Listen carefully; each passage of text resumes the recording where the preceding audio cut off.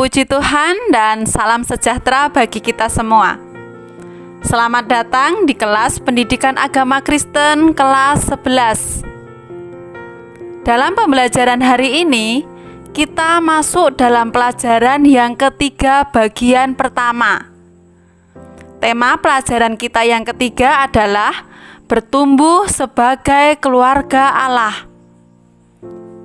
Hal yang pertama, kita akan membahas tentang keluarga yang bertumbuh. Bertumbuh berasal dari kata dasar tumbuh.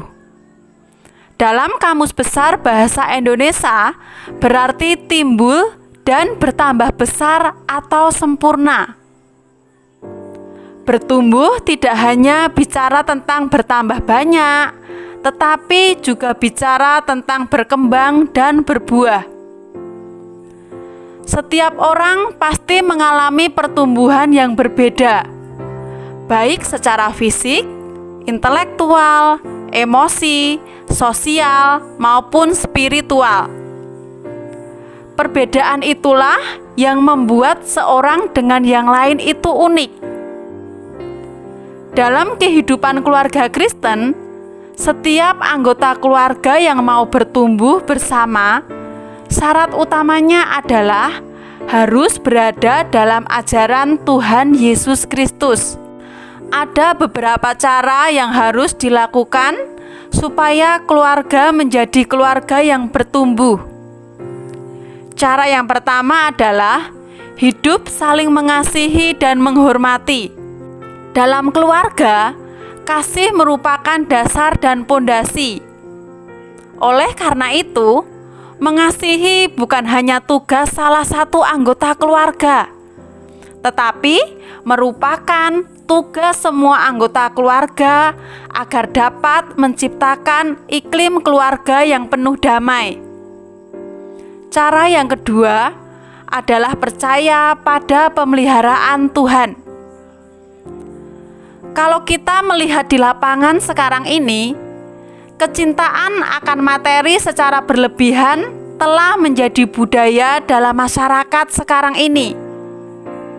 Keluarga yang menjadikan materi sebagai fokus utama itu sama halnya dengan mengingkari atau meragukan kalau Allah sanggup memelihara hidup manusia.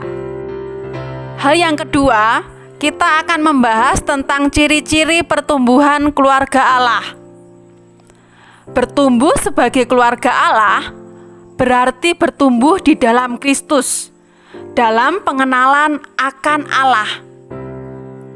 Bertumbuh dalam hubungan dengan Kristus mempunyai makna lebih mengenal Dia, lebih mengasihi dan mentaatinya, dan menjadikannya sebagai pemimpin dan kepala keluarga. Bertumbuh berarti berubah. Dan jika tidak ada perubahan, berarti tidak bertumbuh. Tuhan mempunyai tujuan yang jelas bagi setiap manusia ciptaannya dan keluarga, yaitu agar umat manusia bertumbuh lalu menghasilkan buah. Seperti yang terdapat dalam Yohanes 15 ayat yang pertama sampai dengan ayat yang ke-8. Yang bicara tentang pokok anggur yang benar. Sekarang kita akan membahas tentang ciri-ciri pertumbuhan yang berkualitas. Ada beberapa ciri-ciri pertumbuhan yang berkualitas. Yang pertama, berakar. Yang kedua, bertumbuh. Dan yang ketiga, berbuah. Kita akan membahas tentang berakar terlebih dahulu. Akar juga berfungsi untuk memperkuat atau memperkokoh berdirinya satu tanaman. Semakin berakar satu pohon, semakin kuat pohon tersebut. Sehingga walaupun angin badai menerpa, pohon tidak akan tumbang. Meskipun musim kemarau panjang, pohon tidak akan layu dan mati, karena akarnya yang tertancap jauh ke dalam tanah tetap dapat menyerap air dan nutrisi yang dibutuhkan oleh pohon dalam pertumbuhannya. Sama halnya dengan keluarga yang berakar di dalam Kristus. Keluarga yang berakar di dalam Kristus akan mampu menghadapi setiap persoalan hidup yang menerpanya. Ciri-ciri keluarga yang berakar di dalam Kristus. Pertama, menjadikan firman Allah sebagai tempat tinggal keluarga. 2. Keluarga menyampaikan pengalaman iman para leluhur kepada anggota keluarganya. Sekarang kita akan membahas tentang bertumbuh. Bertumbuh berkaitan dengan masalah perubahan. Tanaman dikatakan bertumbuh apabila ia menampakkan perubahan semakin berkembang, yaitu bertambah tinggi dan bertambah besar.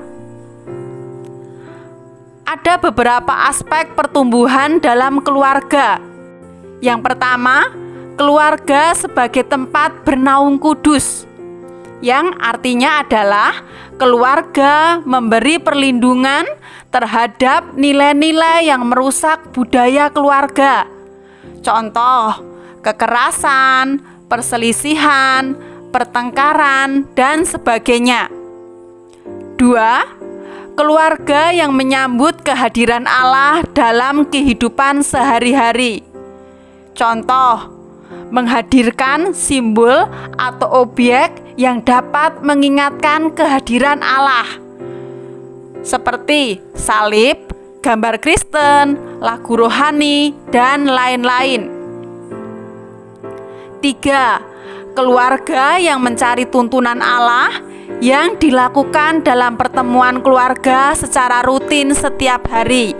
4. Keluarga yang menopang kehidupan religius atau rohani masing-masing anggota keluarga. Misalnya, melalui sharing bersama, bincang-bincang, nasihat, kemauan untuk saling mendengarkan, dan sebagainya. Ada beberapa hambatan yang menyebabkan orang tidak bertumbuh. Pertama, banyak orang Kristen datang beribadah dan sangat senang mendengarkan khotbah hanya sekedar untuk kepuasan dan kenikmatan intelektual saja, tanpa memiliki sukacita dan kerinduan yang besar untuk mempraktekannya dalam kehidupan.